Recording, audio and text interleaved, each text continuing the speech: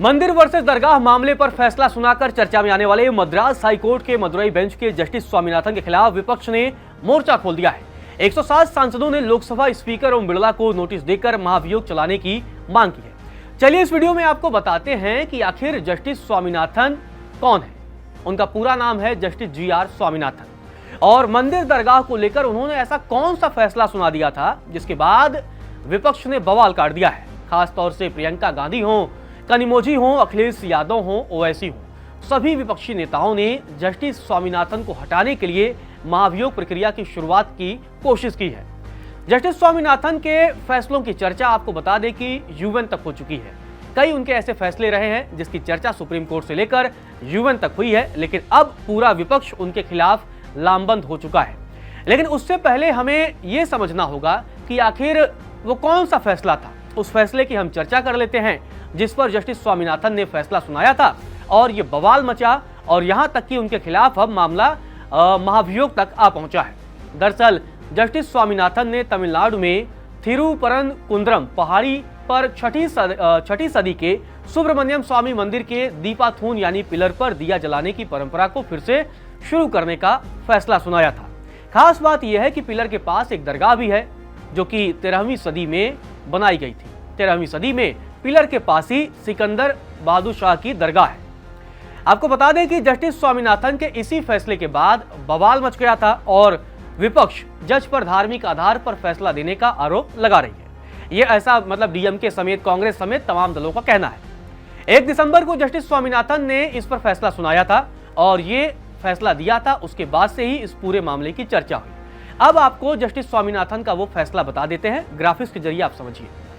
अरुलमिघु सुब्रमण्यम स्वामी मंदिर की यह ड्यूटी है कि वह दीपाथून पर दिया जलाए, यह फैसला था। ऐसा करने से पास की दरगाह या मुस्लिम कम्युनिटी के अधिकारों में दखल नहीं होगा। मंदिर कमेटी ने कोर्ट के आदेश का पालन नहीं किया। इसके बाद जस्टिस स्वामीनाथन ने मंदिर मैनेजमेंट को एक कंटेम्प्ट ऑर्डर भी जारी कर दिया। 1 दिसंबर के बाद कोर्ट ने 3 दिसंबर को इस मामले में एक नया आदेश भी जारी किया जिसमें भक्तों को खुद दिया जलाने का परमिशन दिया गया। इसके लिए CISF को सिक्योरिटी की जिम्मेदारी सौंपी गई, लेकिन राज्य की DMK सरकार ने इसे लागू करने से इनकार कर दिया। पुलिस ने त्योहार वाली रात भक्तों को पहाड़ी की चोटी पर जाने से रोक दिया। स्टालिन की पुलिस जब से ये सब कर रही थी तो उससे हिंदू संगठनों में आक्रोश फैल गया और वे विरोध प्रदर्शन करने लगे। इसके बाद श्रद्धालुओं ने पहाड़ी पर चढ़ने की भी कोशिश की। मामला तूल पकड़ता गया तो तमिलनाडु सरकार ने हाईकोर्ट के फैसले को सुप्रीम कोर्ट में चुनौती दी, जिस पर सुनवाई बाकी है। DMK के सांसदों ने भी लोकसभा में इसका मुद्दा उठाया। चलिए अब आपको बताते हैं कि आखिर जस्टिस स्वामीनाथन कौन है और कैसे वो हाईकोर्ट के जज बने।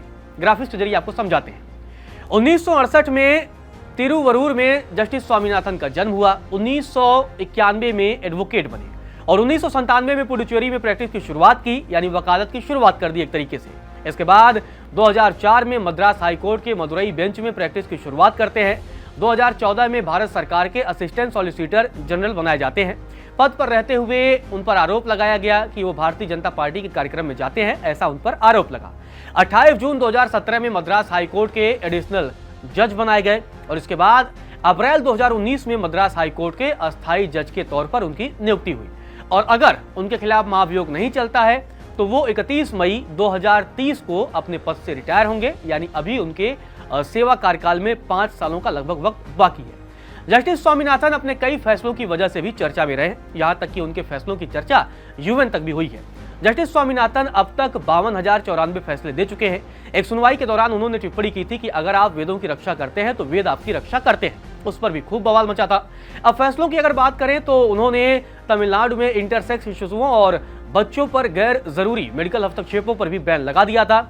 इस फैसले की खूब तारीफ हुई थी जिसकी चर्चा सुप्रीम कोर्ट से लेकर UN तक हुई थी। लेकिन अब विपक्षी सांसद जज के खिलाफ महाभियोग चलाना चाहते हैं। 107 विपक्षी सांसदों ने लोकसभा स्पीकर ओम बिरला को नोटिस दिया है तो दूसरी तरफ जस्टिस स्वामीनाथन भी अब एक्शन मोड में हैं। उन्होंने अपने आदेश का पालन नहीं कराने को लेकर तमिलनाडु के मुख्य सचिव और additional director general of police को 17 दिसंबर को तलब किया है। तो ये था जस्टिस स्वामीनाथन का पूरा कैरियर, कैसे वो अपने फैसलों की वजह से चर्चा में रहते हैं और कैसे वो अपनी टिप्पणियों की वजह से चर्चा में रहते हैं। फिलहाल के लिए इस वीडियो में इतना ही।